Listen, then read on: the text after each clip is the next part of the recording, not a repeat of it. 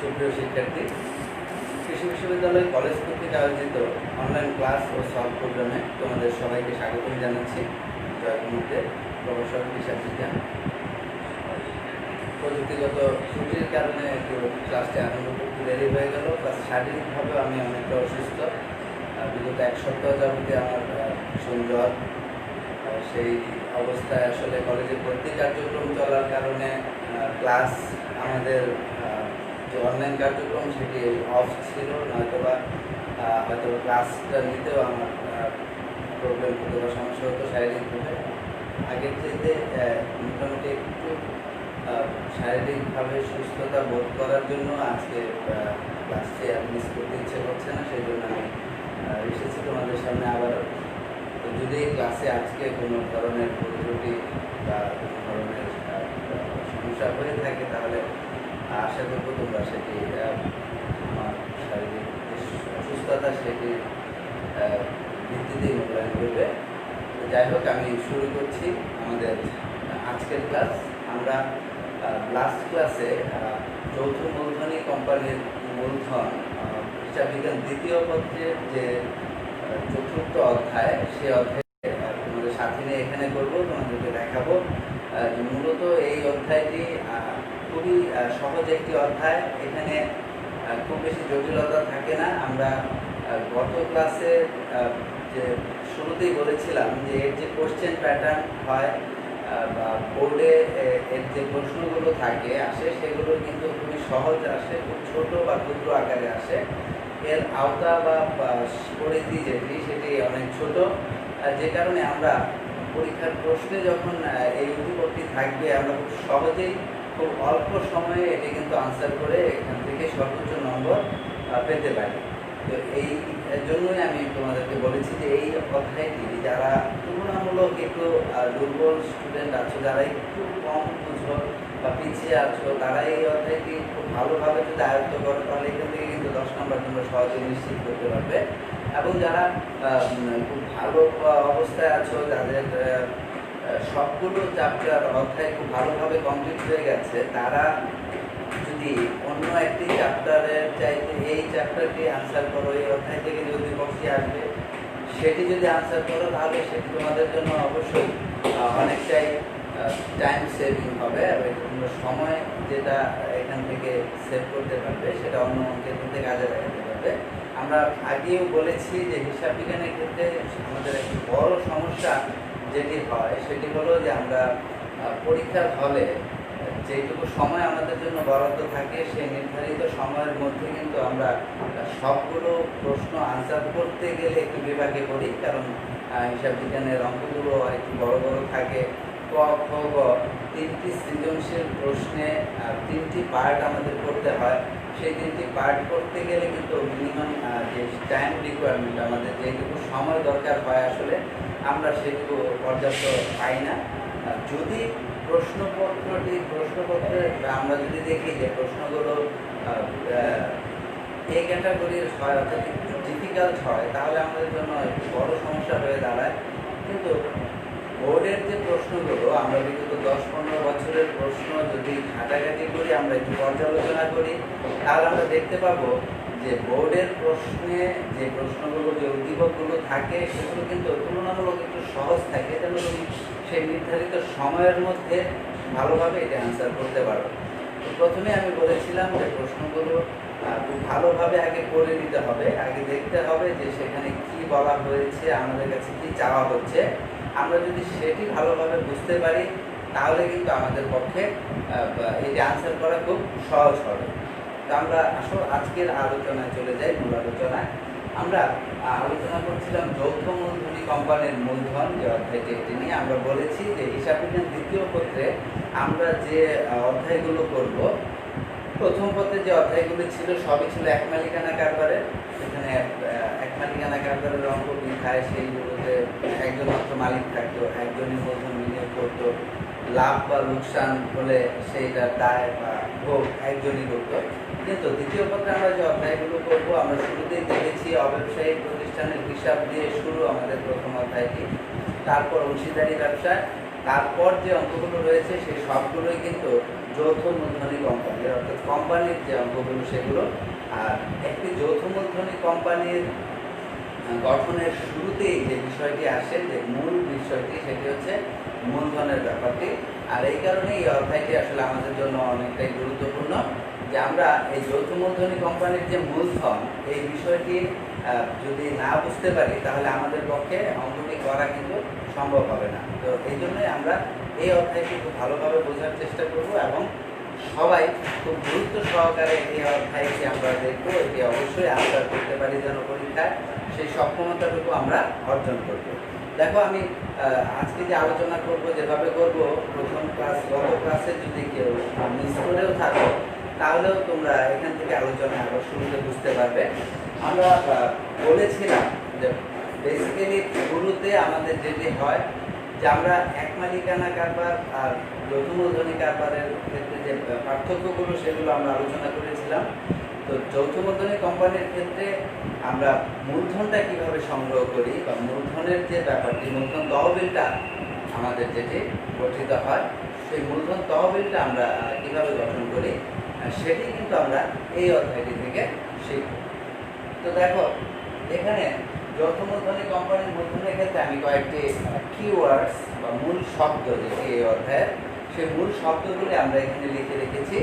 যেমন প্রথম এখানে আমি লিখেছি অনুমোদন, তারপর আমি লিখেছি ইস্যু, তারপর আবেদন, তারপর মূলধন, তারপর ফেরত, তারপর অধিহার, সমাহার, অবহার। এই তিনটি বিষয় আমরা এখানে দেখিয়েছি শেষে, যে অধিহার, সমাহার, অবহার। এই প্রত্যেকটা ইস্যু নিয়ে আমি বেসিক কিছু আলোচনা লাস্ট ক্লাসে করেছিলাম।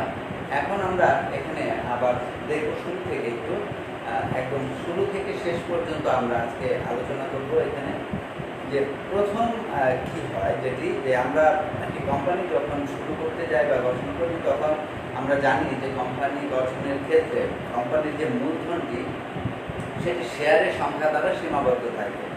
শেয়ারের সংখ্যা দ্বারা সীমাবদ্ধ থাকে। এখন শেয়ারের সংখ্যা দ্বারা যে সীমাবদ্ধ থাকবে, তাহলে শেয়ার কাকে বলে? আমরা সেটা লাস্ট ক্লাসে বলেছিলাম যে মূলধনের ক্ষুদ্রতম অংশকেই বলা হবে শেয়ার। তাহলে মূলধনের ক্ষুদ্রতম যে অংশটিকে বলা হবে শেয়ার। সেই ক্ষুদ্রতম অংশটি কিভাবে আসবে? যে আমরা একটি কোম্পানি গঠনের ক্ষেত্রে আমাদের মোট যে মূলধন প্রয়োজন, আমরা প্রথমেই সেটির একটি মেজারমেন্ট আমরা করি, যে আমাদের কত টাকা লাগতে পারে এই প্রতিষ্ঠানটি বা এই কোম্পানিটি শুরু করতে। তো তখন আমরা এই মূলধন তহবিল যে গঠন করতে হবে, যত টাকা মূলধন আমাদের প্রয়োজন হবে, সেটিকে আমরা খুব ক্ষুদ্র একটি অংশে ভাগ করব। অর্থাৎ ধরো আমরা বললাম যে আমাদের 10 লক্ষ টাকা প্রয়োজন, অর্থাৎ মার্কেট থেকে আমরা 10 লক্ষ টাকা সংগ্রহ করব মূলধন বাবদ। এই 10 লক্ষ টাকা সংগ্রহ যে আমরা করব, সেটি প্রত্যেকটি শেয়ারে কত করে আমরা নির্ধারণ করব, অর্থাৎ কত টাকা করে আমরা এক একটি শেয়ারের মাধ্যমে ওঠাবো বাজার থেকে। তাহলে ধরে নিলাম আমি আমার কোম্পানির যে শেয়ারটি, সেটি 100 টাকায় নির্ধারণ করলাম, যে আমার প্রতিটি শেয়ারের মূল্য হবে 100 টাকা, এবং এই 100 টাকা করে আমি মোট 10 লক্ষ টাকা কালেক্ট করব। তাহলে 100 টাকা করে 10 লক্ষ টাকা কালেক্ট করতে যতগুলো শেয়ার বাজারে ছাড়তে হবে, ততগুলো শেয়ারে কিন্তু আমি বাজারে ইস্যু করব, বা বাজার থেকে আমি ততগুলো শেয়ারের মাধ্যমে 10 লক্ষ টাকা ওঠাবো। তো এই কত টাকা আমি বাজার থেকে ওঠাতে পারবো, আমার প্রতিটি শেয়ারের মূল্য কত হবে, সেই বিষয়গুলি কিন্তু আমরা প্রত্যেকটি কোম্পানি বা প্রতিষ্ঠান ইচ্ছে হলেই যা খুশি তা করতে পারবো না। অর্থাৎ আমরা নিজেরাই শেয়ারের মূল্য নির্ধারণ করে বাজার থেকে টাকা তুলে ফেলবো, এরকম কিন্তু হবে না। এর জন্য যথাযথ কর্তৃপক্ষ বা যথাযথ যে আমাদের কোম্পানি আছে, সে প্রতিষ্ঠানগুলো রয়েছে এই সংক্রান্ত, তাদের কাছ থেকে আমাদের একটা অনুমোদন দিতে হবে। এখানে শুরুতে আমি যে কথাটি বলেছি, যে অনুমোদনের যে বিষয়টি, যে আমাদের প্রতিষ্ঠানটি অবশ্যই নিবন্ধিত হতে হবে, এবং সেই প্রতিষ্ঠানটি বাজার থেকে কত টাকা সংগ্রহ করতে পারবে, সেটির একটা অনুমোদন আমাদের পেতে হবে। তো আমাদের যতটুকু প্রয়োজন আমরা ততটুকুর আবেদন দিব, বা আমরা জানাবো যে আমরা মার্কেট থেকে এত টাকা, এত টাকা 100 টাকা নির্ধারিত মূল্যের শেয়ারের মাধ্যমে আমরা মার্কেট থেকে 10 লক্ষ টাকা আদায় করতে চাচ্ছি।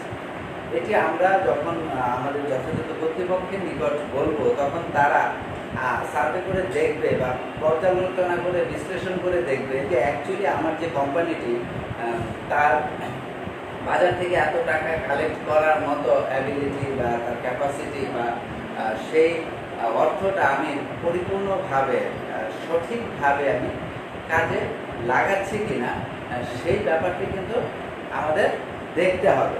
সেই ব্যাপারটি আমরা দেখব।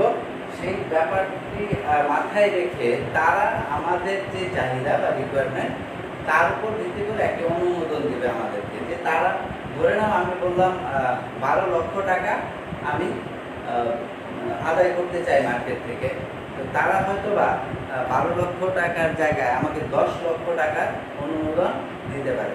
তাহলে তারা যদি 10 লক্ষ টাকার অনুমোদন দেয়, তাহলে আমি কিন্তু মার্কেট থেকে 10 লক্ষ টাকার অধিক সংগ্রহ করতে পারবো না।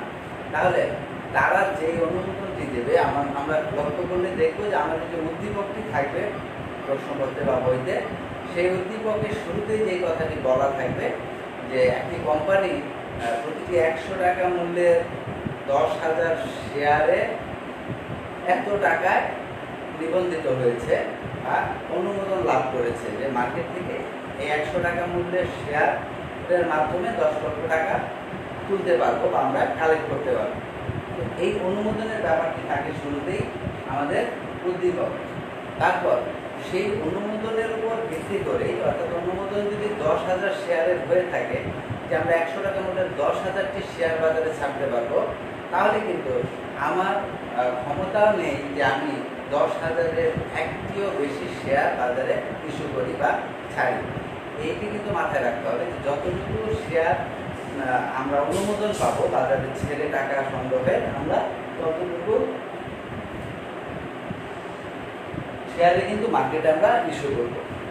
তাহলে যদি 10,000 শেয়ার বা আমরা মার্কেটে ইস্যু করি, এই ইস্যু করার মানে হচ্ছে এটি প্রসপেক্টাস বা পত্রিকা বিজ্ঞাপন এইগুলোর মাধ্যমে আমরা কী করি, প্রচারপত্র বিলি করি যে এই কোম্পানির এতগুলো শেয়ার, এত টাকা মূল্যের এতগুলো শেয়ার আমরা বাজারে ছাড়ছি।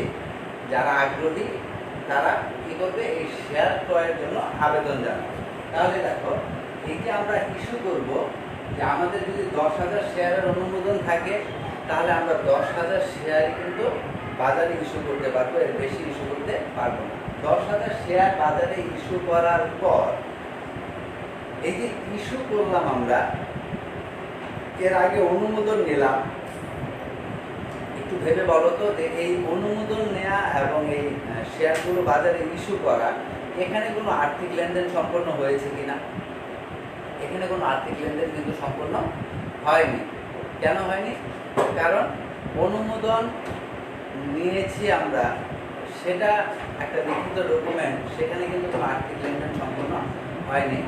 আবার বাজারে যখন আমরা ইস্যু করলাম, তখন পর্যন্ত কিন্তু আমাদের প্রতিষ্ঠানে কোনো প্রকার টাকা আসেনি বা প্রতিষ্ঠান থেকে কোনো টাকা যায়নি।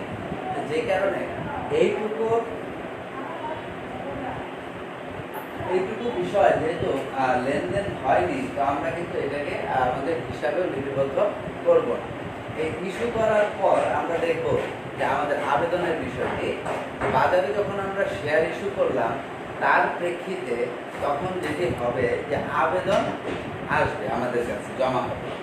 আগে একটা সময় ছিল যে যখন এই শেয়ার 100 টাকা মূল্যের একটি শেয়ার যদি বাজারে ইস্যু করা হতো, তাহলে সেটার যে অর্থ বা মূল্য, অর্থাৎ এই 100 টাকা বর্তমান সময়ে যেমন একবারে নিয়ে নেওয়া হয় আবেদনের সময়, অর্থাৎ 100 টাকা মূল্যের একটি শেয়ার আমি বাজারে ছাড়বো, যিনি আগ্রহী থাকবেন শেয়ার ক্রয়ের, তিনি কি করবেন, আবেদনের সাথেই 100 টাকা পরিশোধ করে দেবেন। একবারে তার শেয়ারের সম্পূর্ণ অর্থ বা মূল্য তিনি আবেদনের সাথেই পরিশোধ করে দেবেন।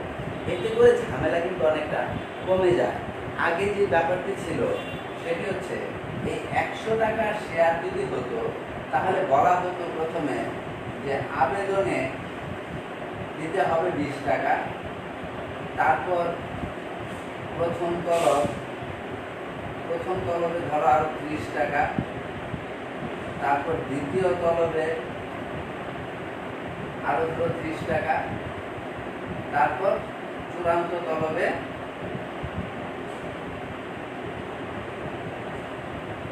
20 টাকা। এই সবটা মিলে হচ্ছে 100 টাকা। অর্থাৎ আগে এই একটি শেয়ারের মূল্য 100 টাকা, সেটি একবারে না নিয়ে 3, 4, 5 এরকম কয়েকটি ভাগে নেওয়া হতো। আবেদনের সময় বলা হতো কিছু টাকা দিতে, তখন যারা আবেদন করতো তারা এরকম 20 টাকা করে দিয়ে আবেদন করতো। তার মানে কি, যখনই 20 টাকা দিয়ে আবেদন করবে একটি আর্থিক লেনদেন সম্পূর্ণ হবে, ফলে এটার জন্য একটা জাবেদা দিতে হবে। তারপর যখন কোম্পানির আবার টাকার দরকার হতো পরের ধাপে, তখন তারা তলব করতো, অর্থাৎ ডাকতো, টাকার জন্য বলতো যে আবারও পরবর্তী ধাপে আমাদেরকে 30 টাকা করে দাও। তখন প্রত্যেক শেয়ার হোল্ডার আবার 30 টাকা করে দিত। আবার একটি আর্থিক লেনদেন সম্পন্ন হতো, তার জন্য আলাদা করে আরেকটি জাবেদা দিতে হতো।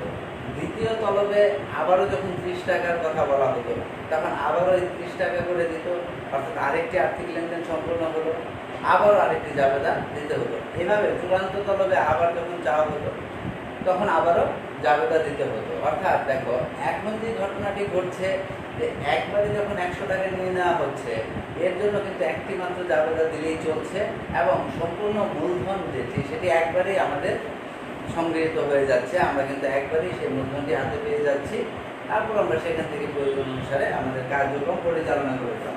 কিন্তু সে আগের ক্ষেত্রে যেটি হতো যে 4-5 বারে টাকাটা নেওয়া হতো, এই 100 টাকা। এর মধ্যে আবার কিছু জটিলতা ছিল। এখানে আমি নর্মালি তোমাদেরকে দেখালাম যে 4টা ভাগের যদি 100 টাকা নেওয়া হয়, তাহলে মিনিমাম 4টা জাবেদা তো দিতেই হচ্ছে। পাশাপাশি অনেকে দেখা যেত প্রথম তলবে যে 20 টাকা 30 টাকা করে চাওয়া হলো, সেখানে সবাই হয়তো বা দিতে পারতো না, কিছু বকেয়া থাকতো। তাহলে প্রথম তলবে যেটুকু বকেয়া থাকতো সেটার জন্য আবার এক্সট্রা একটা জাবেদা দিতে হতো। আবার অনেক সময় দেখা যেত যে এই বকেয়া যেই তলবটি, সেটি পরবর্তী তলবের সময়, দ্বিতীয় তলবের সময় প্রথম তলবের কিছু বকেয়া আদায় হতো, তখন আবার সেটার জন্য একটা জাবেদা দিতে হতো।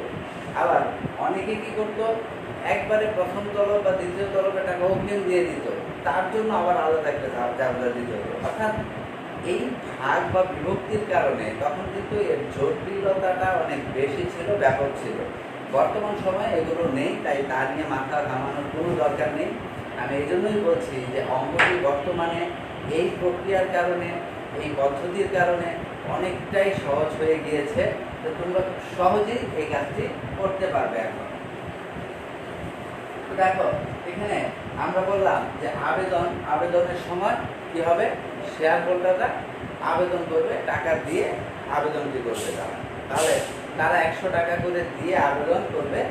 এই আবেদন যখন করবে 100 টাকা দিয়ে, তখন কি হবে, তোমার প্রতিষ্ঠানে বা কোম্পানির যে ব্যাংক অ্যাকাউন্ট, সেই ব্যাংক অ্যাকাউন্টে কিন্তু সবাই টাকাগুলো জমা করবে। এই ফার্স্ট তোমার একটি ট্রানজাকশন সম্পূর্ণ হবে, একটি লেনদেন সম্পূর্ণ হবে। আর যখন এই লেনদেন সম্পূর্ণ হবে, তখনই কিন্তু আমি সেটিকে হিসাবে প্রাথমিক বলতে বা জাবেদায় লিপিবদ্ধ করবো। তাহলে এই অঙ্কের ক্ষেত্রে দেখা যাচ্ছে যখনই আবেদনগুলো আসে, শেয়ারের টাকা সহ যখন আবেদনগুলো করে, তখনই কিন্তু আমরা কি করি, এই লেনদেনটাকে লিপিবদ্ধ করি। তাহলে জাবেদা দেওয়া শুরু হয় কিন্তু আমাদের এই আবেদনের জায়গাটি থেকে। আমি তোমাদেরকে এখানে দেখো, এই পাশে আমি লিখেছি যে আমাদের এই অঙ্কটা কিন্তু মূলত 3টি কাজ করতে হয়। 1 নাম্বার যেটি করতে হয় সেটা হচ্ছে জাবেদা। অর্থাৎ এখানে যে গুটি কয়েক লেনদেন সম্পাদিত হয়, হাতে গোনা 3 থেকে 4টি লেনদেন সম্পাদিত হবে সর্বোচ্চ, সেই 3-4টি লেনদেনের একটি জাবেদা আমাদের করতে হবে। এটি হচ্ছে আমাদের প্রথম কাজ এই অধ্যায়ে। দ্বিতীয়ত হচ্ছে একটি খতিয়ান করতে হয়, এবং এই খতিয়ানটি 99% ক্ষেত্রেই ব্যাংক হিসাবের খতিয়ান চাওয়া হয়। বলা হয়ে থাকে যে তোমার ব্যাংক হিসাবের খতিয়ান প্রস্তুত করো। আমি তোমাদেরকে বলেছিলাম লাস্ট ক্লাসে যে জাবেদায় যেহেতু 3 থেকে 4টি আইটেম মাত্র আসে, তাহলে তার মধ্যে ব্যাংক রিলেটেড যে আইটেম, সেটি ওই 3 থেকে 4টি থাকবে সর্বোচ্চ, অথবা তার থেকে কিছু কম হবে, বেশি কিন্তু হবে না। তাহলে সেই 3-4টি আইটেমের উপর ভিত্তি করে তোমাকে কি করতে হবে, একটি খতিয়ান প্রস্তুত করতে হবে। তাহলে জাবেদা করা বা খতিয়ান করা, এটি হচ্ছে হিসাব বিজ্ঞানের একেবারে প্রাথমিক ধাপ, যে বেসিক শুরুর যে আলোচনাগুলো প্রথম পত্রের প্রথম দ্বিতীয় অধ্যায়ের কাজ। এটি সবাই তোমরা পারো, আর এটি পারো বলেই আমি বলছি এখানে যে দুটি পার্ট ক এবং খতে যে ঝাবেদা এবং খতিয়া সেটা কিন্তু তোমরা খুব সহজেই করে ফেলতে পারো। পাশাপাশি 3 নাম্বার এখানে যেটি বলা হয়েছে যে তৃতীয় যে ধাপটি আমাদের করতে হয় আর্থিক অবস্থার বিবরণী। সেই আর্থিক অবস্থার বিবরণীর মানেটা আমরা জানি, আমরা প্রথম পত্রের আর্থিক বিবরণী করে এসেছি। প্রথম পত্রের যে আর্থিক বিবরণী, সেই আর্থিক বিবরণীতে আমাদের আয় বিবরণী করতে হয়, বিশদ আয় বিবরণী এবং আর্থিক অবস্থার বিবরণী।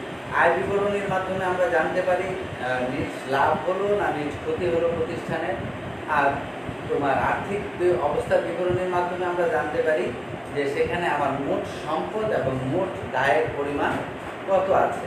তাহলে আর্থিক অবস্থার বিবরণী এখানে যেটি করতে হবে সেটি কিন্তু সেই আর্থিক বিবরণীর যে আর্থিক অবস্থার বিবরণী তার মধ্যে এত বিশাল কিছু নয়। তাহলে এত বিশাল কিছু নয় বলে এখানে যে জাবেদায় 4-5টি আইটেম থাকবে, তুমি খতিয়ানি বলো আর আর্থিক অবস্থার বিবরণী বলো, সেটি কিন্তু এই 4-5টি আইটেমের উপর ভিত্তি করেই তোমাকে প্রস্তুত করতে হবে। তাহলে এখানে যে আর্থিক অবস্থার বিবরণী সেটির নাম শুনেই কিন্তু ভয় পাওয়ার মতো কিছু এখানে নেই, কারণ এখানে তুমি আর্থিক অবস্থার বিবরণীতে যে সম্পদ এবং দায় দেখাবে তা কিন্তু অল্প কয়েকটি আইটেমের উপর নির্ভর করছে। জাস্ট হয়তো বা 2টি সম্পদ আসবে, 2টি দায় আসবে, বা 3টি সম্পদ আসবে, 2টি দায় আসবে। খুবই ক্ষুদ্র, খুবই সীমিত আকারে আমরা এই কাজটি করবো। তাহলে এখানে আমরা জাবেদায় যে আইটেমগুলো পাবো সেই জাবেদার আইটেমের উপর ভিত্তি করে আমরা খতিয়ান প্রস্তুত করবো, এবং সেই জাবেদার আইটেমের উপর ভিত্তি করে আমরা কিন্তু আর্থিক অবস্থার বিবরণী প্রস্তুত করব। তাহলে এই আর্থিক অবস্থার বিবরণী প্রস্তুত করা বা খতিয়ান প্রস্তুত করাটা যেহেতু পুরোপুরি জাবেদার উপর নির্ভর করছে, তা আমাদেরকে কিন্তু এই জাবেদার কাজটি অত্যন্ত কেয়ারফুলি এবং খুব সচেতনতার সাথে এই কাজটি করতে হবে। কারণ জাবেদায় যদি আমরা কোনো ভুল করে বসি তাহলে সেই ভুলের খেসারত কিন্তু আমাদের দিতে হবে খতিয়ানেও এবং আর্থিক অবস্থার বিবরণীতে। কাজে আমরা অঙ্ক করার সময় অবশ্যই এই বিষয়টি খেয়াল রাখবো যে জাবেদাটি আমরা সঠিকভাবে করতে পারছি কিনা। জাবেদাটি যদি সঠিক হয় তাহলে আমাদের খতিয়ানটিও অটোমেটিক্যালি সঠিক হবে এবং আর্থিক অবস্থার বিবরণীটিও আমরা কিন্তু সঠিকভাবে সম্পন্ন করতে পারবো। তাহলে আসো আমরা একটু দেখে নিই যে এখানে আমরা যখন জাবেদা করি তখন কীভাবে করি। আমি আগে এই পার্টটা একটু শেষ করে নিই।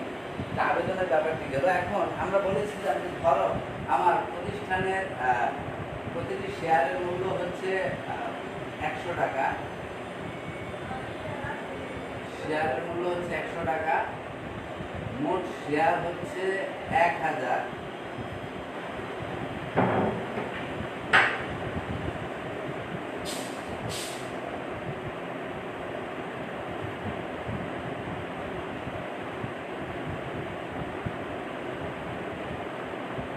তাহলে আমরা এই 1 লক্ষ টাকা মোট মূলধন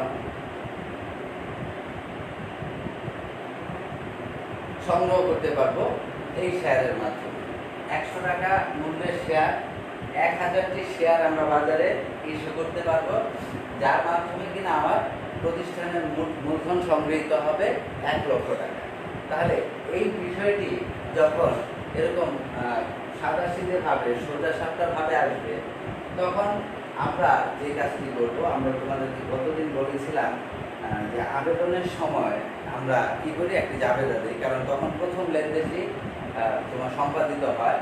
তাহলে প্রথম যে লেনদেনটি সম্পাদিত হবে আবেদনের সময় আমরা সেই লেনদেনটি জাবেদায় লিপিবদ্ধ করবো। জাবেদায় সেই লেনদেনটি লিপিবদ্ধ করার ক্ষেত্রে আমি তোমাদেরকে বলেছি খুব জটিলভাবে দেখার কিছু নেই।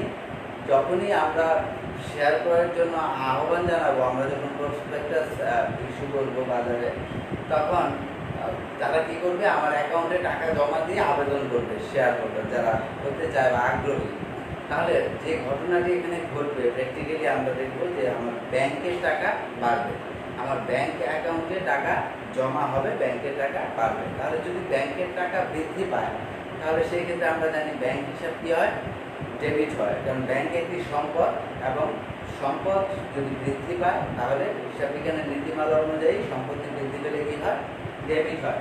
তাহলে আমরা শুরুতে প্রথম যে জাবেদাটি আমরা দিব যে আমাদের ব্যাংকের টাকা বাড়বে, ওই জন্য আমরা লিখব যে ব্যাংক হিসাব ডেবিট। এই ব্যাংক হিসাব ডেবিট, ব্যাংকে কত টাকা জমা হচ্ছে। যদি আমরা যে পরিমাণ শেয়ার বাজারে ইস্যু করেছি, আমরা বাজারে জানিয়েছি যে আমরা 1000টি শেয়ার বিক্রি করব 100 টাকা মূল্যে, আমি ধরে নিচ্ছি ঘটনাটি কাকতালীয়ভাবে এমনই ঘটলো যে 1000টি আবেদন পাওয়া গেল। এটা তোমাদের বোঝার সুবিধাতে আমি বলছি, যদিও এটি এমন হয় না বা হবে না, কারণ 1000টি শেয়ার আমি বাজারে বিক্রির জন্য যদি ইস্যু করি তাহলে অবশ্যই দেখা যাবে 1000-এর কিছু বেশি আবেদন হয়তো জমা পড়বে, অথবা 1000-এর কিছু কম আবেদনও জমা পড়তে পারে। কাটায় 1000 আবেদনই জমা পড়বে, এটা আসলে একটু কাকতালীয়।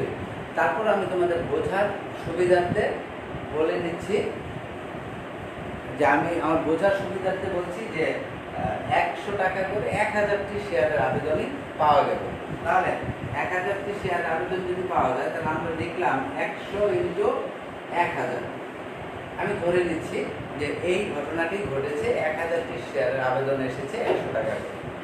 তাহলে আমরা প্রথমেই কি করব, দেখবো যে আমার ব্যাংকে মোট কত টাকা জমা হলো। তাহলে আমরা জাবেদা দিলাম ব্যাংক হিসাব ডেবিট, কত টাকা জমা হলো ব্যাংকে, 100 টাকা করে 1000টি শেয়ার, তার মানে মোট 1 লক্ষ টাকা। তাহলে 1 লক্ষ টাকা আমার ব্যাংকে জমা হলো, আমি জাবেদা দিলাম ব্যাংক হিসাব ডেবিট। এখন এই ব্যাংকে যে টাকাটি জমা হলো, আমি বলেছি ব্যাংকের টাকা বা নগদ টাকা যখনই আসবে অথবা যাবে, আমি যদি সেখানে একটা কোশ্চেন রাখি এই টাকাটির উৎস কি, অর্থাৎ টাকাটা যখন আসবে তখন যদি আমি প্রশ্ন রাখি যে টাকাটি কোত্থেকে আসলো, তাহলে আরেকটি পক্ষ পাওয়া যাবে। আমরা জানি দুতরফা দাখিলা পদ্ধতিতে হিসাব বিজ্ঞানের প্রতিটি লেনদেনে কমপক্ষে 2টি পক্ষ থাকবে। এখানে ব্যাংকে টাকা জমা হয়েছে, এই জন্য ব্যাংকে একটি পক্ষ আমরা পেয়ে গেলাম। আরেকটি পক্ষ কি হবে, তাহলে সেই ক্ষেত্রে ব্যাংকে যে টাকা জমা হয়েছে তার উৎস কি, অর্থাৎ এই টাকাটি কোত্থেকে এসেছে সেটি যদি আমরা বের করতে পারি তাহলে আমরা আরেকটি পক্ষ পেয়ে যাবো। তাহলে প্রিয় শিক্ষার্থী, তোমরা দেখো এখানে আমরা যদি বলি যে 1 লক্ষ টাকা ব্যাংকে জমা হয়েছে, তাহলে এর পারপাসটা কি ছিল, কোত্থেকে এসেছে বা উৎসটা কি, তখন কিন্তু তোমরা বলতে পারবে যে এটি শেয়ার আবেদনের মাধ্যমে এসেছে। তাহলে আরেকটি পক্ষ হচ্ছে শেয়ার আবেদন। তখন আমরা এখানে লিখব যে ব্যাংক হিসাব ডেবিট এবং শেয়ার আবেদন ক্রেডিট। শেয়ার আবেদন ক্রেডিট 1 লক্ষ টাকা। আমরা এই জাবেদাটি দিব যে ব্যাংক হিসাব ডেবিট, শেয়ার আবেদন ক্রেডিট। তাহলে শেয়ার আবেদন ক্রেডিট লিখলাম, ব্যাংক হিসাব ডেবিট লিখলাম। অনেকেই বলতে পারো যে 1 লক্ষ টাকা তো মূলধন হিসাবে এসেছে, তাহলে আমি কেন শেয়ার আবেদন ক্রেডিট লিখলাম। এখানে কথাটি সেটি যে আমরা আসলে বলেছি যে এটা কাকতালীয়ভাবে হতে পারে যে 1000টি শেয়ার ইস্যু করলে পরে 1000টি শেয়ারের আবেদনই এসেছে। আদারওয়াইজ যেটি হবে সেটি হচ্ছে যে অবশ্যই দেখা যাবে কিছু বেশি আবেদন আসবে অথবা কিছু কম আবেদন আসতে পারে। একেবারে অ্যাকুরেটলি আমরা যেটি বাজারে ইস্যু করব সেইটুকু আবেদনে আসবে এমনটা প্রত্যাশা করা আসলে বোকামি হবে। তাহলে এই যে আবেদন কিছু কম বা বেশি আসতে পারে, যদি বেশি আবেদন আসে তাহলে আমরা কি সবাইকেই শেয়ার হোল্ডার হিসেবে গণ্য করতে পারবো? যদি 1000-এর বেশি আবেদন জমা হয় তাহলে আমি কি 1 লক্ষ টাকার বেশি তাদের কাছ থেকে আদায় করে নিতে পারবো? তারা আবেদন করেছে, টাকা অলরেডি চলে এসেছে, আমি ধরে নিলাম যে 1,10,000 টাকা আমার জমা হয়েছে ব্যাংকে, তাহলে কি আমি পুরোটাই মূলধন হিসেবে রেখে দিতে পারবো? পারবো না। একটু আগে বলেছি অনুমোদনের যে বিষয়টি, যেহেতু আমার প্রতিষ্ঠানটি বা কোম্পানিটি 100 টাকা মূল্যের 1000 শেয়ারে নিবন্ধিত হয়েছে, তার মানে ও বাজার থেকে 1 লক্ষ টাকায় সংগ্রহ করতে পারবে 1000টি শেয়ারের বিনিময়ে। তাহলে সেই বাড়তি যে 10,000 টাকা সেটি কিন্তু আমাদের যেই শেয়ার আবেদনকারীদের আমরা নিতে পারবো না বা কিছু শেয়ার আবেদন রিজেক্ট হবে, সেই শেয়ার আবেদনকারীদের যে রিজেক্টেড যে টাকাটি সেটি কিন্তু আমাদের ফেরত দিয়ে দিতে হবে। তাহলে সেটি ফেরত আমরা যখন দেব তখন কোত্থেকে দেব? সেই ব্যাংক অ্যাকাউন্ট থেকেই কিন্তু আমরা সেই টাকাটি ফেরত দিয়ে দেব। তাহলে এই যে শুরুতেই যদি আমি পুরোটা অ্যামাউন্টকে মূলধন হিসাবে স্থানান্তর করে ফেলি তাহলে তো সেটি ভুল হবে, কারণ আসলে সম্পূর্ণ টাকাটি তো মূলধন না। এই জন্য আমরা প্রথম বেসিক যে বিষয়টি যে আমরা টাকা আসার সাথে সাথেই প্রথম জাবেদাটি দিব আবেদন হিসাবে। তো আমরা শেয়ার আবেদনে এটিকে দেখাবো। দ্বিতীয় পর্যায়ে কিন্তু আমরা কি করব, সেটাকে মূলধনে স্থানান্তর করে দেব। ধরে নাও এটির ক্ষেত্রে যেখানে আমার ইস্যু এবং আবেদন সমান সমান ছিল, সেখানে আমরা কি করলাম, এভাবে প্রথমে আবেদনে নিলাম। আবেদনে নেওয়ার পর এখন আমি কি করব, এটাকে মূলধনে স্থানান্তর করব। আমি যখন নিশ্চিত হলাম, দেখলাম যে এখানে যে 1 লক্ষ টাকা এসেছে, সেই 1 লক্ষ টাকা এখানে 100 × 1000, এই 1 লক্ষ টাকা পুরোটাই মূলধনে স্থানান্তরযোগ্য। তাহলে এই 1 লক্ষ টাকা যদি পুরোটাই মূলধনে স্থানান্তরযোগ্য হয়, তাহলে আমরা এখন নিশ্চিত হলাম যে এখান থেকে কাউকে আর কোনো অর্থ ফেরত দিতে হচ্ছে না। অর্থাৎ আমরা আবেদনের মাধ্যমে যেটুকু অর্থ পেয়েছি, আমরা সেইটুকু অর্থ পুরোটাকেই কী করতে পারবো, মূলধনে স্থানান্তর করতে পারবো। তাহলে আমরা এখন দ্বিতীয় পর্যায়ে এই যে যখন দ্বিতীয় জাবেদাটি দিব, তখন সেটি কী করবো, মূলধনে স্থানান্তর করবো। তাহলে শেয়ার আবেদন নামে যে আমি ক্রেডিট করলাম, এটি কিন্তু একটি টেম্পোরারি কাজ ছিল আমার।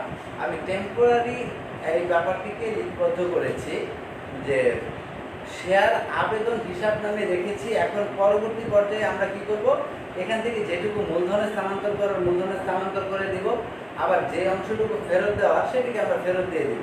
তাহলে শেয়ার আবেদনে কিন্তু আর কিছু থাকবে না।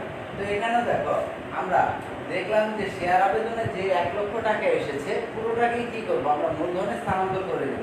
তাহলে শেয়ার আবেদনে কিন্তু কিছু থাকবে না। তাহলে শেয়ার আবেদন যেহেতু এখানে ক্রেডিট ছিল, এটিকে মুছে ফেলতে হবে। অর্থাৎ এটিকে আমরা ডিসবার্স করে দেবো, এটিকে আমরা বিতরণ করে দেবো। কোথায় স্থানান্তর করে দেবো, পুরোটাকেই শেয়ার মূলধনে। তাহলে শেয়ার আবেদনটি আর থাকবে না। তাহলে শেয়ার আবেদন এখানে ক্রেডিট ছিল, আমরা এখানে কি করব, আমরা এখানে লিখব শেয়ার আবেদন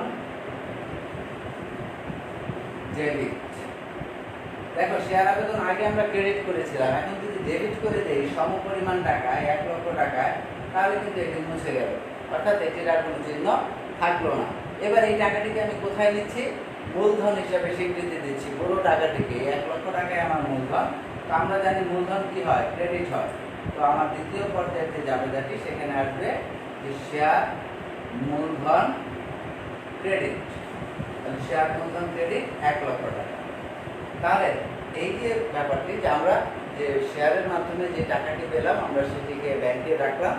ব্যাংকে রেখে আমরা নাম দিলাম শেয়ার আবেদন হিসাব ক্রেডিট, ব্যাংক হিসাব ডেবিট। কারণ এই টাকাটি থেকে আমি দেখবো এখন যে পুরো টাকাটাকে কি মূলধনে নেওয়া সম্ভব, নাকি এখান থেকে কিছু ফেরত দিতে হবে। যদি দেওয়ার মতো ব্যাপার থাকে দিব, আর না দেওয়ার মতো ব্যাপার থাকে পুরোটাকে মূলধনে স্থানান্তর করে দেব। এই জন্য এই কাজটি, তাহলে কিন্তু জাস্ট দুটো জাবেদায় কিন্তু আমার এই কাজটি শেষ হয়ে গেল। এবার আসো আরেকটু ভিন্ন আলোচনা। এখানে এটার সাথে সম্পৃক্ত আমার একটি মনে থাকবে 100 টাকা মূল্যের শেয়ার, 1000টি শেয়ার, 1 লক্ষ টাকা মোট মূলধন। এবার আমি দেখাচ্ছি যে একটু শেয়ার আবেদন যদি বেশি জমা করে, আমাদের যদি 100, আমরা বলেছিলাম 1000টি শেয়ার, 100 টাকা মূল্যের 1000টি শেয়ার, কিন্তু আমরা দেখলাম যে 100 টাকা মূল্যের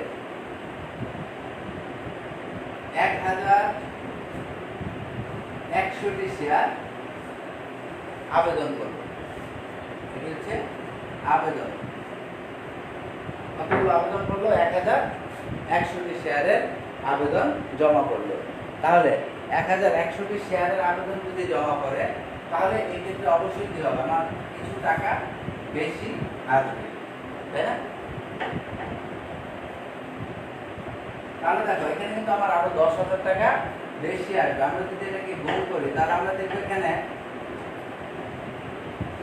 1,10,000 টাকা কি হচ্ছে, জমা পড়ছে। এখানে 1,10,000 টাকা আমার এখানে জমা পড়ছে। তাহলে ব্যাংকে আমার 1,10,000 টাকা যদি জমা করে, তাহলে বেসিক্যালি দেখো যে আমি জাবেদা দেওয়ার সময় কি জাবেদা দিব, আমি জাবেদাটা এরকমই দিব আগে যেটি ছিল, যে ব্যাংকে যেহেতু টাকা জমা হবে, তাহলে ব্যাংক হিসাব নিঃসন্দেহে ডেবিট হবে। তাহলে ব্যাংক হিসাব ডেবিট কত টাকা, 100 টাকা করে কতগুলো শেয়ার, 1100। যতগুলো আসবে ততগুলোই কিন্তু আমার দিতে হবে। তাহলে আমি দেখলাম 100 টাকা করে 1100 শেয়ার, তাহলে 1,10,000। তাহলে 1,10,000 টাকা আমার জমা হলো। তাহলে 1,10,000 টাকা যদি জমা হয়, তাহলে আমি ব্যাংক হিসাব ডেবিট 1,10,000 এবং শেয়ার আবেদন লিখব ক্রেডিট, শেয়ার আবেদন ক্রেডিট 1,10,000।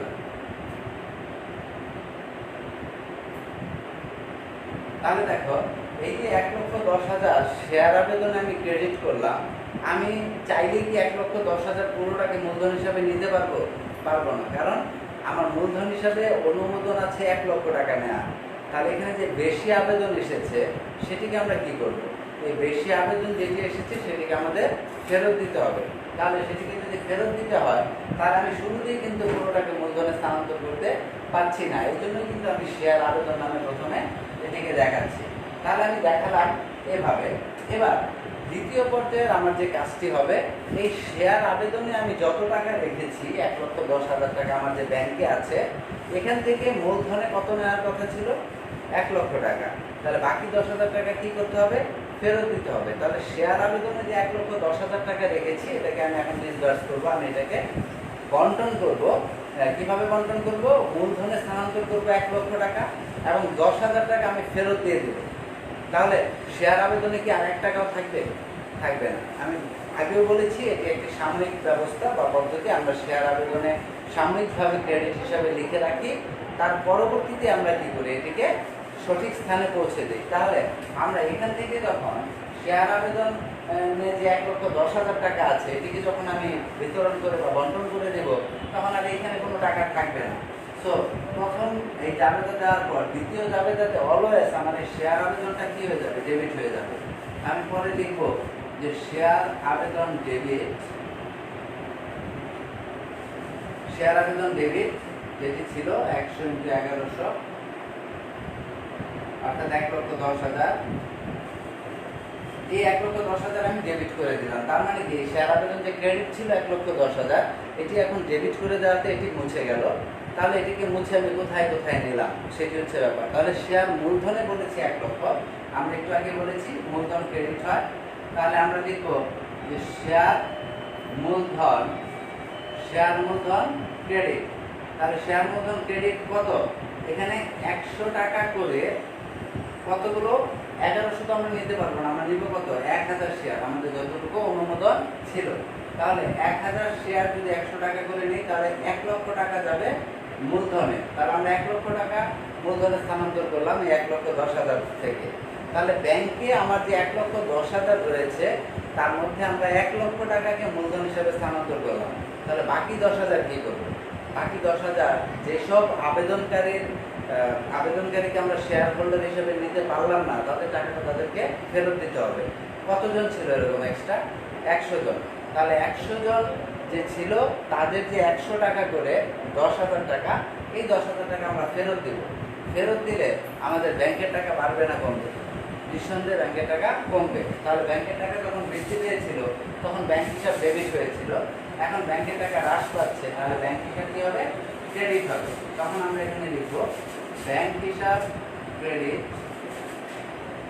ব্র্যাকেটে আমরা দেখিয়ে দিব যে 100টি শেয়ার 100 টাকা করে, অর্থাৎ এই 10,000 টাকা। এবার দেখো হিসাব বিজ্ঞানের ডাবল এন্ট্রি সিস্টেম বা দ্রুতফল দাখিলা পদ্ধতি অনুযায়ী যে নিয়মটি, ডেবিট যত টাকা হবে সমপরিমাণ টাকায় কিন্তু ক্রেডিট হতে হবে। তাহলে এখানে ডেবিট ছিল কত? 1,10,000। এবার ক্রেডিট পাশে দুটো আইটেম এসেছে, একটি 1 লক্ষ, একটি 10,000। এই হচ্ছে 1,10,000। তাহলে কিন্তু এই 1,10,000 টাকা ক্রেডিট পাশেও হয়ে গেল আমাদের। তাহলে এই দুটো সমান হয়ে গেল, আমাদের এখানের কাজ শেষ। তাহলে এই যে ফেরত যে আমি একটি আইটেম এখানে লিখেছিলাম, এই ফেরতের ব্যাপারটি তোমরা নিশ্চয়ই বুঝতে পেরেছ। এবার আসো অধিহার, সমহার আর অবহার।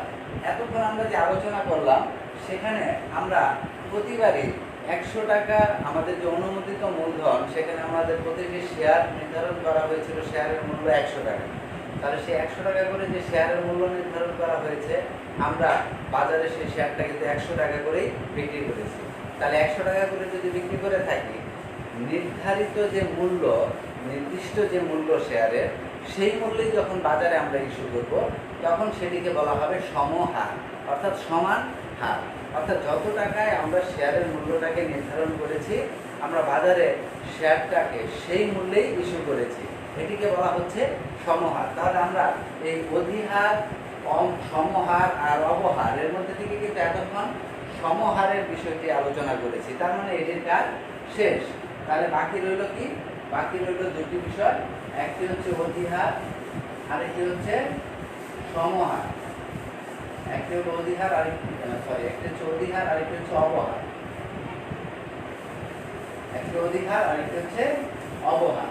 তাহলে অধিহার মানে কি? অধিক হার, অর্থাৎ শেয়ারের মূল্য যত থাকবে তার চাইতে অধিক মূল্যে যদি আমরা শেয়ারটিকে বাজারে ইস্যু করি, সেটি হচ্ছে অধিহার। আর অবহার হচ্ছে শেয়ারের নির্ধারিত মূল্য যেটি থাকবে তার চাইতে কম মূল্যে যদি আমরা বাজারে সেটিকে ইস্যু করি, সেটি হবে অবহার। তাহলে এবার এখানে একটু লক্ষ্য করো, আমরা একটু পরিবর্তন নিয়ে আসবো। এখানে আমরা আগে যেটি বলেছিলাম, এখানে মুছে দিচ্ছি আমি অ্যামাউন্টগুলো। দেখো, আগের ঘটনাটি 100 টাকা করে শেয়ার মূল্য ছিল আমার, সমহারে আমরা ইস্যু করেছিলাম। আবেদন এসেছিল কত? 1000 শেয়ারের, কিন্তু আমার অনুমোদন ছিল কতগুলো শেয়ার? 1000 শেয়ারের অনুমোদন ছিল, আবেদন এসেছে কিন্তু 1100 শেয়ার, একটু বেশি। এবার আমি অধিহার যদি বলি, অধিহার মানে অধিক হার, তার মানে শেয়ারের যে মূল্য রয়েছে নির্দিষ্ট 100 টাকা করে, তার চাইতে কিছু বেশি মূল্যে শেয়ারটি বাজারে ইস্যু করা হবে। তাহলে 100 টাকা মূল্যের শেয়ার আমি এখন ধরে নিচ্ছি 110 টাকা। 110 টাকা করে আমরা কি করব?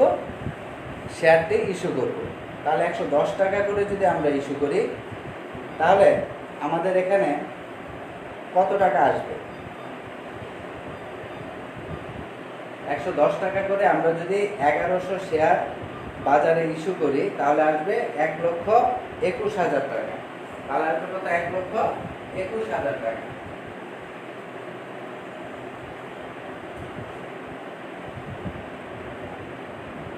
তাহলে আসছে কত? 1,21,000 টাকা। এবার প্রেক্ষাপটটা দেখো, একটু আগের মতো সেম, সবকিছু সমস্ত কাহিনী ঘটনা কিন্তু একই। একটা নতুন বিষয় সংযোজন হলো এখানে, যে অধিহার, অর্থাৎ শেয়ারের যে নির্দিষ্ট মূল্য 100 টাকা যেটি ছিল নির্ধারিত মূল্য, সেটি এখন আর 100 টাকায় নেই, সেটি 110 টাকায়। অর্থাৎ যেসব কোম্পানির বাজারে ডিমান্ড থাকে, মার্কেট ভ্যালু থাকে অনেক বেশি, শেয়ার মার্কেটে যেগুলোর অনেক বেশি চাহিদা, সব কাস্টমার যেখানে এই শেয়ারটি কিনতে আগ্রহী থাকে, সেসব কোম্পানির শেয়ার কিন্তু একটু বেশি দামে বিক্রি করা হয়। তাহলে এই বেশি দামে যদি বিক্রি করা হয়, অ্যাকচুয়ালি তার অনুমোদন ছিল কত, বা তার শেয়ারের নির্ধারিত মূল্য কত ছিল? 100 টাকা। সে যে 110 টাকায় বিক্রি করবে শেয়ারটি, অর্থাৎ অধিহারে যে সে বিক্রি করবে, সেটি কিন্তু সে ডকুমেন্টারি স্পষ্টভাবে দেখাতে পারবে না, কারণ তার নির্ধারিত মূল্য ছিল কত? 100 টাকা। সে যদি 10 টাকা বেশি দামে বিক্রি করে, সে কিন্তু শেয়ার মূলধন হিসাবে সেই 10 টাকা বেশি দেখাতে পারবে না। কেন পারবে না? কারণ আমরা একটু আগেই বলেছি যে 1 লক্ষ টাকা সে বাজার থেকে 100 টাকা মূল্যের শেয়ার 1000টি বিক্রি করে সংগ্রহ করতে পারবে। তাহলে সে যদি 100 টাকার শেয়ার 110 টাকায় বিক্রি করে, 1000টি শেয়ারে যদি বিক্রি করে, তাহলে তার কিন্তু সেখানে 1 লাখ টাকার বেশি চলে আসবে, যেটি কিনা তার অনুমোদনের চাইতেও অধিক। আর অনুমোদনের চাইতে অধিক অর্থ সে কিন্তু এখানে দেখাতে পারবে না হিসাবে। সেই ক্ষেত্রে একটু টেকনিক অ্যাপ্লাই করতে হয়। আমরা দেখবো যে এখানে যাবে তাহলে কীভাবে দিতে হবে। শুরুর দিকের ব্যাপারগুলো দেখা একদম সেম। প্রথম যে ব্যাপারটা আমি বললাম, আবারও একটু বলছি, আমার অনুমোদন আছে 1000 শেয়ারের, আমি বাজারে আবেদন পেয়েছি মার্কেট থেকে 1100 শেয়ারের, শেয়ারের মূল্য ছিল 100 টাকা, কিন্তু আমি বিক্রি করছি অধিহারে 110 টাকা, অর্থাৎ 10 টাকা অধিহারে বিক্রি করছি। তাহলে সেই হিসাবে টোটাল টাকা আমার ব্যাংকে জমা হচ্ছে 1,21,000। আমি যখন শুরুর জাবেদাটি দিব, তখন দেখো সেম অ্যাজ ইউজুয়াল, যে ব্যাংক হিসাব ডেবিট কত? 110 টাকা করে। কত টাকা আসলো? 110 টাকা করে 1100 শেয়ার, তার মানে 1,21,000 টাকা। 1,21,000 টাকা আমার ব্যাংকে জমা হয়েছে। তাহলে 1,21,000 টাকা যদি ব্যাংকে জমা হয়, তাহলে খুব স্বাভাবিকভাবে সভাপতি আমাকে লিখতে হবে ব্যাংক হিসাব ডেবিট 1,21,000 টাকা। তাহলে শেয়ার আবেদনের মাধ্যমে পুরো টাকাটি এসেছে, তাহলে এখানে সেম শেয়ার আবেদন ক্রেডিট 1,21,000 টাকা। 1,21,000 টাকা। তাহলে এই পর্যায়ে একই রকম কাহিনী। এবার আসো, আমি একটু আগে যে কথাটি বলেছিলাম যে শেয়ার আবেদনে আমরা সাময়িকভাবে যেই টাকাটি লিখব সেটি কিন্তু সাময়িক, টেম্পোরারি, এটি আমরা একটু পরে মুছে ফেলবো। তাহলে ঠিক আগেরটার মতোই আমরা শেয়ার আবেদন প্রথমে ডেবিট করব এবং ডেবিট করে এখানে কিন্তু আমরা এই 1,21,000 টাকায় লিখে দেব। কারণ এই পুরো টাকাটির একটা গতি হবে। এখন আমরা এই পুরো 1,21,000 টাকার মধ্যে যা ফেরত দেওয়ার ফেরত দেব, যেটা মূলধনে স্থানান্তর করার স্থানান্তর করব, অন্য কোনো খাতে দেখানো হলে দেখাবো। শেয়ার আবেদন 1 টাকাও থাকবে না। আর সেজন্যই আমরা শেয়ার আবেদন ডেবিট করে দিলাম 1,21,000। এবার দেখো এই 1,21,000-এর মধ্যে অ্যাকচুয়ালি মূলধন হিসাবে কত যাওয়ার কথা। মূলধন হিসাবে যখন আমরা দেখাবো তখন কতগুলো শেয়ার দেখাতে পারবো সর্বোচ্চ? এখানে আবেদন এসেছে 1100, কিন্তু আমাদের অনুমোদন নেওয়া আছে কত? 1000 শেয়ারের। তাহলে আমরা মূলধন হিসাবে যখন দেখাবো বা স্থানান্তর করবো তখন কিন্তু 1000 শেয়ারই দেখাতে হবে, নাম্বার 1। নাম্বার 2 হচ্ছে 110 টাকা করে শেয়ার বিক্রি করেছি আমরা, অধিহারে শেয়ারটা বিক্রি করেছি, কিন্তু আমার শেয়ারের মূল্য নির্ধারণ করে দেওয়া আছে কত? 100 টাকা। আমি বলেছি মূলধন হিসাবে দেখানোর ক্ষেত্রে কখনোই আমি যত অধিহারে বিক্রি করি না কেন 100 টাকার বেশি কিন্তু দেখাতে পারবো না। অর্থাৎ মূলধন হিসাবে আমার অনুমোদন ছিল যে সর্বোচ্চ 1 লক্ষ টাকা, এখানে আমাকে 1 লক্ষ টাকায় দেখাতে হবে। তাহলে আমি যখন শেয়ার মূলধন ক্রেডিট করব তখন আমি দেখাবো 100 টাকা মূল্যের 1000টি শেয়ার। আশা করি কথাটি বুঝতে পেরেছো। এখানে দুটি ইস্যু তোমাদেরকে গুরুত্ব সহকারে দেখতে হবে। শেয়ার মূলধনে আমি স্থানান্তর করার সময় যতগুলো শেয়ারের অনুমোদন আমার নেওয়া আছে, অর্থাৎ 1000 এখানে অনুমোদন নেওয়া আছে, সেটি প্লাস হচ্ছে শেয়ারের নির্দিষ্ট বা নির্ধারিত যে মূল্য, ফেস ভ্যালু, যেটি প্রকৃত মূল্য 100 টাকা, সে 100 টাকা করেই দেখাতে হবে। 110, 20 যাই দামে বিক্রি করো না কেন শেয়ার মূলধন হিসাবে দেখাতে হবে 100 করে। তাহলে সিম্পলি আমি প্রথমেই শেয়ার মূলধনটা দেখিয়ে দিব যে 1000 শেয়ার আমার বাজারে ছাড়ার কথা এবং কত করে? 100 টাকা করে। তাহলে এখানে কত হবে? 1 লক্ষ টাকা। তাহলে এখানে ক্রেডিটে আসছে কত? 1 লক্ষ টাকা। তাহলে ক্রেডিট পাশে 1 লক্ষ টাকা আসলো, ডেবিট পাশে ছিল কত? 1,21,000 টাকা। অর্থাৎ শেয়ার আবেদন থেকে 1,21,000 টাকা থেকে আমি 1 লক্ষ টাকা মূলধনে স্থানান্তর করে দিলাম। রইল কত? রইল 21,000 টাকা। এবার বলো ফেরত। এখানে আবেদনে আমার 1000 শেয়ার নেওয়ার কথা, কিন্তু আবেদন এসেছিল কত? 1100 শেয়ার। 100 শেয়ারের আবেদন বেশি এসেছিল। তাহলে এবার বলো এই 100 শেয়ারের যে আবেদন বেশি এসেছে তাদের আবেদনের টাকা ফেরত দিতে হবে, ফেরত দিতে হবে। তাহলে সেই টাকাটি কোত্থেকে যাবে? ব্যাংক থেকে যাবে। এই কারণে আমরা লিখলাম ব্যাংক হিসাব ক্রেডিট। তো ব্যাংক হিসাব আমরা ক্রেডিট লিখলাম, ব্যাংক হিসাব ক্রেডিট লিখলাম, তাহলে তাদের টাকা ফেরত দেব। কত জনের টাকা? 100 জনের টাকা। তাহলে 100 জন কত করে দিয়েছিল? তারা যখন শেয়ার কেনার জন্য আবেদন দিয়েছে তখন কি 100 টাকা করে দিয়েছিল না 110 টাকা করে? তারা দিয়েছিল 110 টাকা করে। তাহলে 110 টাকা করে যদি তারা দিয়ে থাকে তাহলে তাদের ফেরত কি 100 টাকা করে দিলে হবে? না, ফেরত দিতে হবে 110 টাকা করে। তাহলে আমি লিখবো 110 ইন্টু হচ্ছে 100। তাহলে 110 ইন্টু 100 এখানে কত হয়? এই 110 ইন্টু 100 হয় 11,000 টাকা। তাহলে আমি এখানে লিখলাম 11,000 টাকা। তাহলে ফেরত যাচ্ছে কত? 11,000 টাকা ফেরত চলে গেল। তাহলে 1,11,000 টাকার গতি হয়ে গেল। রইল কত? 10,000 টাকা। এই 10,000 টাকা কি? এখানে আমরা সবাই এতক্ষণে বুঝে গেছি এই 10,000 টাকা হচ্ছে ওই যে 10 টাকা করে যে প্রতি শেয়ারে বেশি নিয়েছি। তাহলে 1000 জনের কাছ থেকে যদি 10 টাকা করে বেশি নেই তাহলে মোট কত হয়? 10,000 টাকা। তাহলে সেটা কি কিসের টাকা? সেটা হচ্ছে অধিহারের টাকা, অর্থাৎ অধিক হারে যে বিক্রি করেছে সেই টাকাটা, যেটিকে কিনা আমরা মূলধনের সাথে সম্পৃক্ত করে দেখাতে পারিনি, নিয়মে নেই। আমরা মূলধনটাকে প্রকৃতভাবে আলাদা করে যতটুকু অনুমোদন ততটুকুই দেখাতে পারবো। তাহলে এখানে 10 টাকা করে যে আমরা অতিরিক্ত নিলাম সেটির নাম হচ্ছে শেয়ার অধিহার। দেখো খুব সিম্পলি তুমি নিজেই দেখতে পাচ্ছ এই শেয়ার অধিহারটি লেখার জায়গা কোথায়? ক্রেডিট পাশে। কারণ ডেবিট পাশে আমার আছে 1,21,000, ক্রেডিট পাশে দুটো আইটেম লেখার পর আমার হয়েছে 1,11,000, বাকি থাকলো আরো 10,000। সেটিকে আমরা কি নামে লিখবো? শেয়ার অধিহার নামে। আমি লিখলাম শেয়ার অধিহার 10 ইন্টু 1000, কারণ এই 1000 জনের কাছ থেকে 10 টাকা করে আমি বেশি নিয়েছি, এই হচ্ছে 10,000 টাকা। এখানে এই তিনটে যোগ করলে হবে কত? 1,21,000 টাকা। আশা করি তোমরা বুঝতে পেরেছো ব্যাপারটি, যে এখানে আমার যে 1,21,000 টাকা টোটাল ব্যাংকে জমা হয়েছিল, তার মধ্যে থেকে আমি শেয়ার মূলধনে স্থানান্তর করেছি 1000টি শেয়ার 100 টাকা মূল্যে, যেটি অথেন্টিক 100%, এই 1 লক্ষ টাকা।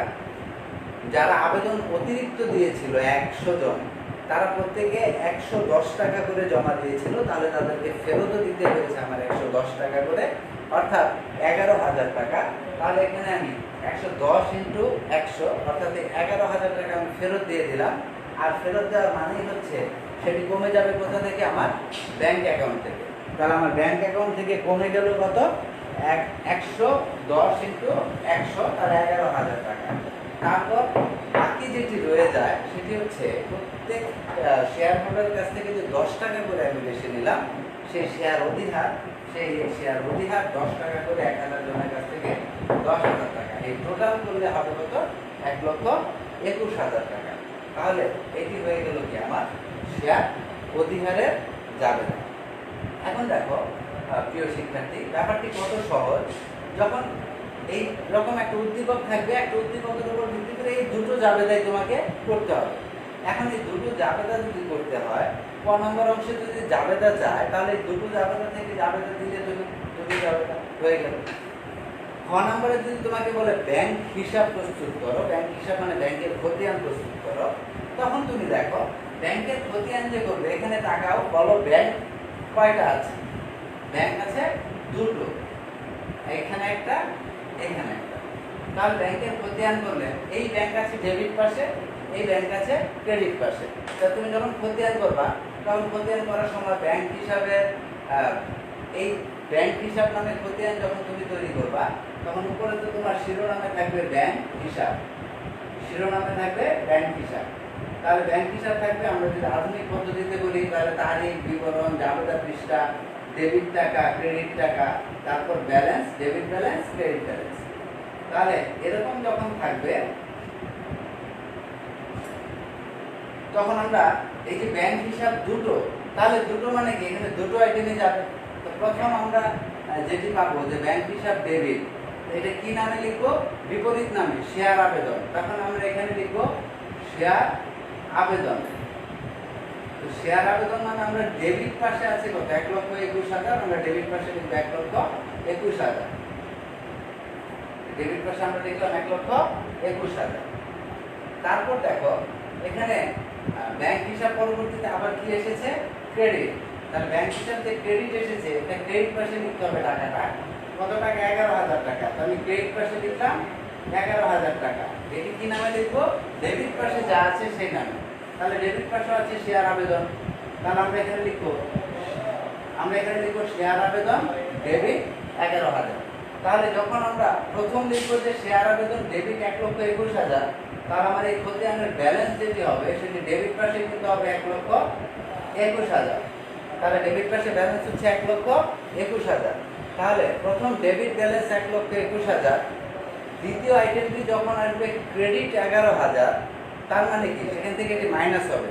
তাহলে 1,21,000 থেকে যদি 11,000 টাকা মাইনাস হয়, থাকবে কত? 1,10,000। তাহলে এই ডেবিট ব্যালেন্সে আমরা পরবর্তীতে আবার লিখবো কত? 1,10,000। বাস, এখানেই কিন্তু শেষ। তাহলে আমাদের খতিয়ান যখন করতে বলবে ব্যাংক হিসাবে, তখন দেখো কত সহজ কাজটি। আমরা সিম্পলি দুটো লাইনে এই খতিয়ানটি কিন্তু কমপ্লিট করে ফেললাম। দুটো লাইনে কিন্তু আমরা লিখে ফেললাম এই ব্যাংক হিসাবের খতিয়ানটি। এর উপর ভিত্তি করে কিন্তু আমার 4 নাম্বার নিশ্চিত হয়ে যাচ্ছে। তাহলে এটার কাজ আমার এখানে শেষ। যখন আমি আর্থিক অবস্থার বিবরণী করব, আর্থিক অবস্থার বিবরণীতে কি আসে? সম্পদ এবং দায়। এবার লক্ষ্য করো, তোমাকে যেই উদ্দীপকটি দেওয়া হবে, আমি বলেছি তার উপর ভিত্তি করে যে জাবেদাটি হবে, সেই জাবেদা থেকেই খতিয়ান হবে এবং সেই জাবেদা থেকেই কিন্তু আর্থিক অবস্থার বিবরণী হবে। তাহলে জাবেদাটাই তো ছোট, এখানে জাবেদাটাই অত্যন্ত ক্ষুদ্র এবং ছোট। তাহলে নিঃসন্দেহে আমার খতিয়ানটিও ছোট হচ্ছে, পাশাপাশি আমার আর্থিক অবস্থার বিবরণীটিও কিন্তু ছোটই হচ্ছে, কারণ আর্থিক অবস্থার বিবরণীতে আমরা বলেছি কি আসবে, সম্পদ এবং দায়। এখন দেখো এখানে আমরা যে আইটেমগুলো লিখেছি তার মধ্যে শেয়ার আবেদন এটি কি থাকবে না কেটে গেল? কারণ শেয়ার আবেদন আমি একবার 1,21,000 টাকা ক্রেডিট করেছি, পরক্ষণেই কিন্তু আমি আবার শেয়ার আবেদনকে 1,21,000 টাকায় ডেবিট করে ফেলেছি। দ্যাট মিনস এখানে 1,21,000 টাকা ডেবিট হওয়া আবার একবার ক্রেডিট হওয়া ইজ ইকুয়াল টু কি 0। তাহলে এই দুটো টাকা কেটে গেল, এটা মাইনাস। এখানে এই দুটো আইটেম কিন্তু থাকছে না আমার সম্পদ বা দায় হিসাবে। তারপর কি বাকি থাকলো? ব্যাংক হিসাব। ব্যাংক হিসাবের আমরা একটা ব্যালেন্স করে ফেলেছি অলরেডি খতিয়ানে। তাহলে ব্যাংক হিসাবটা কি? ব্যাংক হিসাবটা হচ্ছে অ্যাসেট বা সম্পদ। তাহলে ব্যাংক হিসাব সম্পদ। এখন এখানে ব্যাংক হিসাবে আমার কত টাকা জমা আছে? ব্যাংক হিসাবে জমা আছে 1,10,000 টাকা। তার মানে ব্যাংক নামে আমার সম্পদ রয়েছে কত? 1,10,000 টাকা। তাহলে আমি যদি সম্পদ ও দায়ের হিসাব করি, যে দায় আর এখানে আমি লিখলাম সম্পদ, আমি এখানে লিখলাম দায়, আরেক পাশে লিখলাম সম্পদ। তাহলে দেখো আর্থিক অবস্থার বিবরণী আমি করব, আর্থিক অবস্থার বিবরণীতে কিন্তু জাস্ট সম্পদ এবং দায় এই দুটো জিনিসই আসছে। তাহলে সম্পদ এবং দায় আসবে, যাবে দায় যতটুকু আছে ততটুকুর উপর ভিত্তি করে আমরা আর্থিক অবস্থার বিবরণী প্রস্তুত করব।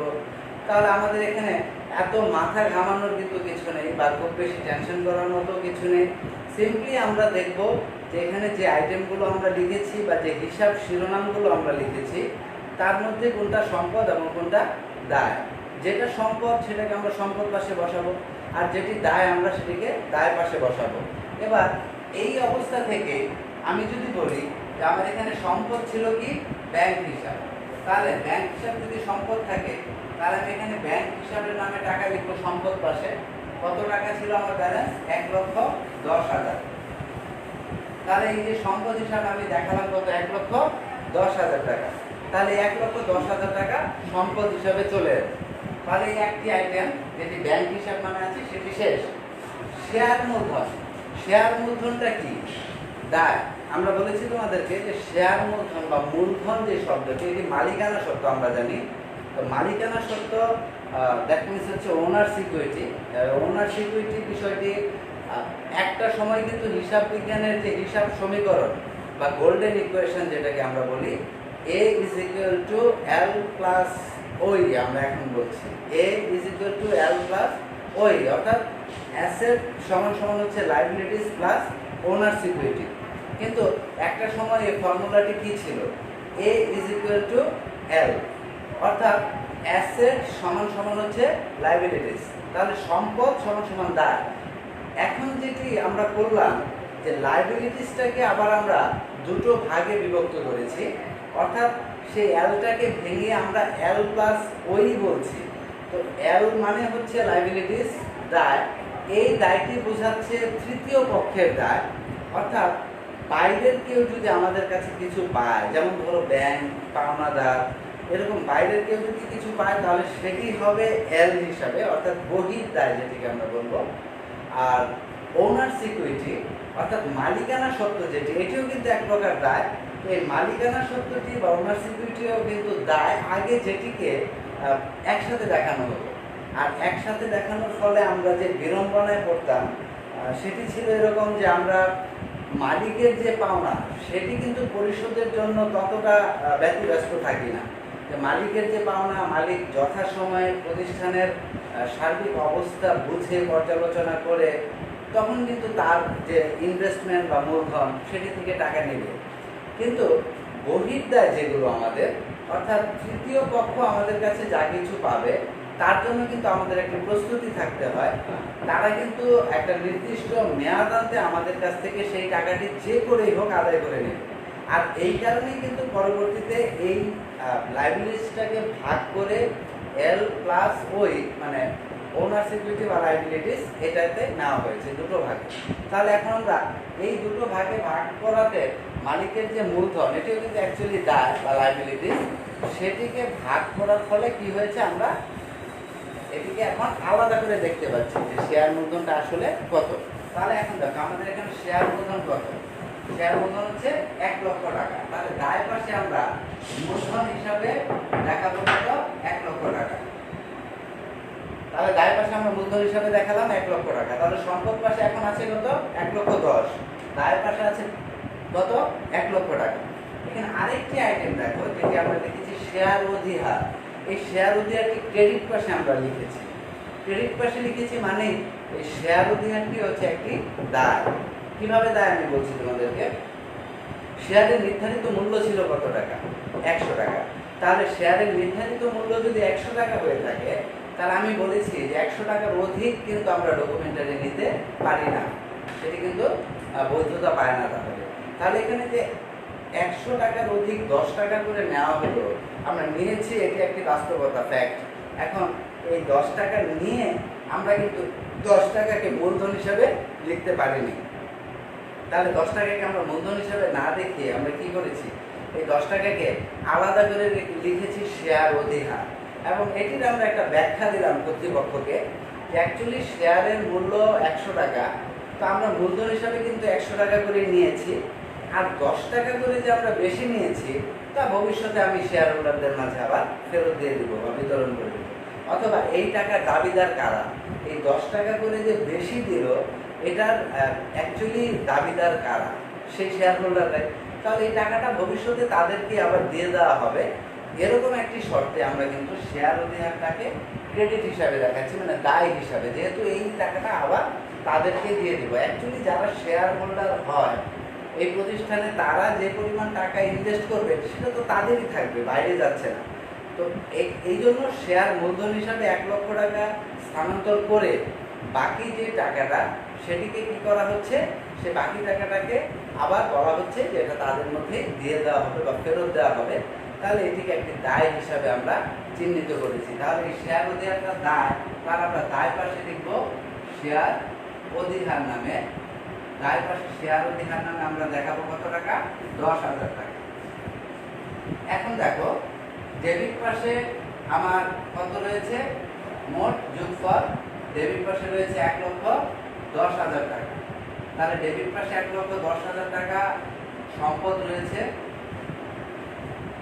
ক্রেডিট পাশে কত রয়েছে? ক্রেডিট পাশে 1,10,000 টাকা। তার মানে কি? Debit is equal to credit. অর্থাৎ আমরা জানি যে একটা প্রতিষ্ঠানের আমাদের যে গোল্ডেন ইকুয়েশন হিসাব বিজ্ঞানের, A is equal to L plus OE, সম্পদ সমান সমান দায় প্লাস মালিকানা সত্ত্ব। তাহলে আমাদের এই পাশটা কিন্তু দায় প্লাস মালিকানা সত্ত্বে। তাহলে এই সম্পদ যত হবে একটি প্রতিষ্ঠানের, দায় প্লাস মালিকানা সত্ত্বেও কিন্তু ততই হতে হবে। অর্থাৎ এই দুটো মিলতে হবে। যখন এই দুটো আইটেম মিলে যাবে, অর্থাৎ এই দুই পাশে যোগফল যখন মিলে যাবে, তখন আমরা বুঝতে পারবো যে আমার অঙ্কটি সঠিক ছিল। তাহলে এখানে ডেবিট পাশ এবং ক্রেডিট পাশ মিলে গেছে, তার মানে আমার আর্থিক অবস্থার বিবরণী শেষ। তাহলে দেখো কত সহজ অঙ্কটি। এখানে জাস্ট 2-3টে আইটেম কিন্তু আর্থিক অবস্থার বিবরণীতে আসলো, খতিয়ানে আসলো 2-3টি আইটেম। খুব সহজে যে কেউ কিন্তু অঙ্কটি করে ফেলতে পারবে তোমরা। এখন আমি সিম্পলি জাস্ট আরেকটি বিষয় দেখিয়ে দিচ্ছি। আমি অধিহার থেকে আসলে সম্পূর্ণ আলোচনায় চলে গিয়েছিলাম, এখন তোমাদেরকে শুধু অবহারের ব্যাপারটি একটু দেখিয়ে দিচ্ছি। তাহলে আশা করি এই চ্যাপ্টারে তোমাদের সকল কাজ শেষ হয়ে যাবে। আমি আবারও লিখছি এখানে, আমাদের শেয়ারের মূল্য ছিল মূলত 100 টাকা। আমরা 1000 শেয়ারের অনুমোদন নিয়েছিলাম। এবার অধিহারের ক্ষেত্রে আমি যেটি করেছি, 100 টাকার শেয়ার 110 টাকায় বিক্রি করেছিলাম। 1000 শেয়ারের আবেদনের জায়গায় 1100 আবেদন এসেছিল। এবার আমি সেম রাখছি, 1100 আবেদন এসেছে, কিন্তু এবার আমি অবহারে বিক্রি করব। অর্থাৎ এটিকে আমি 90 টাকা করে বিক্রি করব। 100 টাকার শেয়ার আমি এখন বিক্রি করব কত টাকা করে? 90 টাকা করে। তাহলে 90 টাকা করে যদি আমি বিক্রি করি, তাহলে দেখো আমার এখানে টোটাল টাকা আসবে কত? 99,000।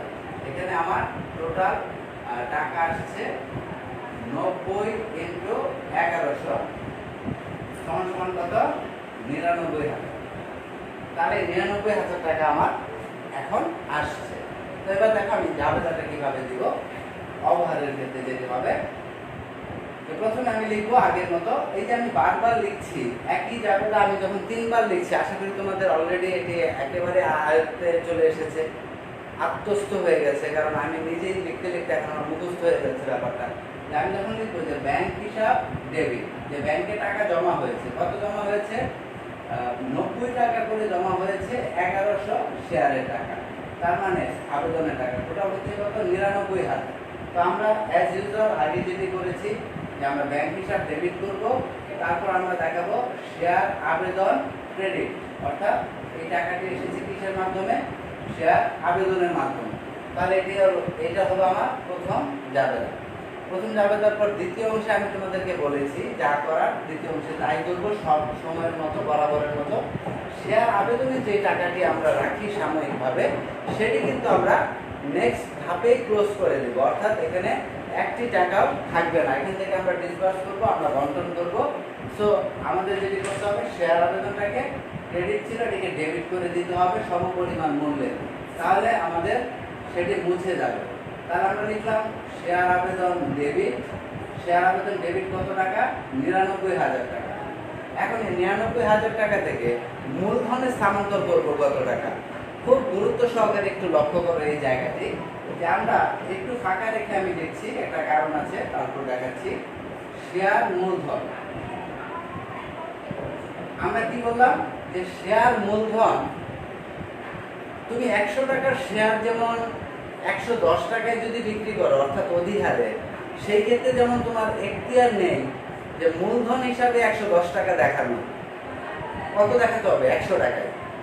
অর্থাৎ তুমি যদি অধিহারে শেয়ার বিক্রি করো, তাহলে তোমাকে অধিহারে যে বিক্রি করছো বা অধিক হারে, সে অধিক হারটা কিন্তু তুমি মূলধন হিসাবে দেখাতে পারছো না। ঠিক একইভাবে তুমি যদি অবহারে বিক্রি করো, অর্থাৎ কম দামেও যদি বিক্রি করো, সেটার এখতিয়ারও তোমার নেই, মূলধন হিসাবে সেই কমটাও তুমি দেখাতে পারবে না, কারণ তোমার অনুমোদন আছে 100 টাকা মূল্যের শেয়ার বাজারে ইস্যু করা। তাহলে এখানেও দেখো এই মজার ব্যাপারটা, যে শেয়ার মূলধন হিসাবে তোমাকে এখানেও কিন্তু 100 টাকা করেই দেখাতে হবে। কথাটি মনে রাখতে হবে যে তুমি অধিক হারে বিক্রি করলে সেই অধিক হারটা যেমন দেখাতে পারছো না, ঠিক একইভাবে অবহারে বিক্রি করলে সেই কম হারটা তুমি কিন্তু এখানে লিখতে পারছো না। অর্থাৎ তোমাকে শেয়ার মূলধন হিসাবে যখন দেখাতে হবে, জাবেদা দিতে হবে, তখন যতগুলো শেয়ারের অনুমোদন থাকবে ঠিক ততগুলোই লিখতে হবে। এবং যদি আর কি তার চাইতে বেশি আবেদন আসে, আর যদি কম আসে তাহলে সেটা ভিন্ন বিষয়, কমটাই লিখবো, মানে শেয়ারের সংখ্যা যেটি টোটাল। যে আবেদন যদি কম আসে তাহলে তো আর কিছু করার নেই, কিন্তু শেয়ারের যে নির্দিষ্ট মূল্য, এইটি যদি 100 টাকা থাকে, অলওয়েজ শেয়ার মূলধন হিসাবে 100 টাকায় দেখাতে হবে, না 90 দেখাতে পারবে, না 110 দেখাতে পারবে। তাহলে আমাকে এখানে কি করতে হবে, দেখাতে হবে 100 ইন্টু শেয়ার মূলধনে আমরা কতগুলো স্থানান্তর করতে পারবো, 1000। তাহলে 100 ইন্টু 1000 দেখাতে হবে, তাহলে কত হবে, এখানে 1 লক্ষ টাকা। দেখো 1 লক্ষ টাকা। এবার বলো, আবেদন আমার অনুমোদন ছিল 1000 শেয়ারের, আবেদন এসেছে কত, 1100। তাহলে 100 শেয়ার আবেদন বেশি এসেছে। তাহলে 100 শেয়ার আবেদন যদি বেশি এসে থাকে, তাহলে এটিকে কি করতে হবে, ফেরত দিতে হবে। তাহলে এটিকে ফেরত দিতে হবে। তাহলে ফেরত দিতে হবে আমার কি, ব্যাংক হিসাব ক্রেডিট করতে হবে, ফেরত দেওয়া মানে। তাহলে আমি লিখলাম ব্যাংক হিসাব ক্রেডিট, ব্যাংক হিসাব ক্রেডিট ফেরত দিব। দেখো ফেরত দিয়ে দিব, প্রত্যেক আবেদনকারী কত করে দিয়েছিল, 90 টাকা করে। তাহলে ফেরতের সময় 90 লিখতে হবে। তাহলে 90 ইন্টু 100, 100 জন অতিরিক্ত আবেদন করেছে। তাহলে 90 ইন্টু 100 যদি আমি লিখি, তাহলে 90 ইন্টু 100 কত হয়, 9000 টাকা হয় না। তাহলে 90 ইন্টু 100 হচ্ছে 9000 টাকা।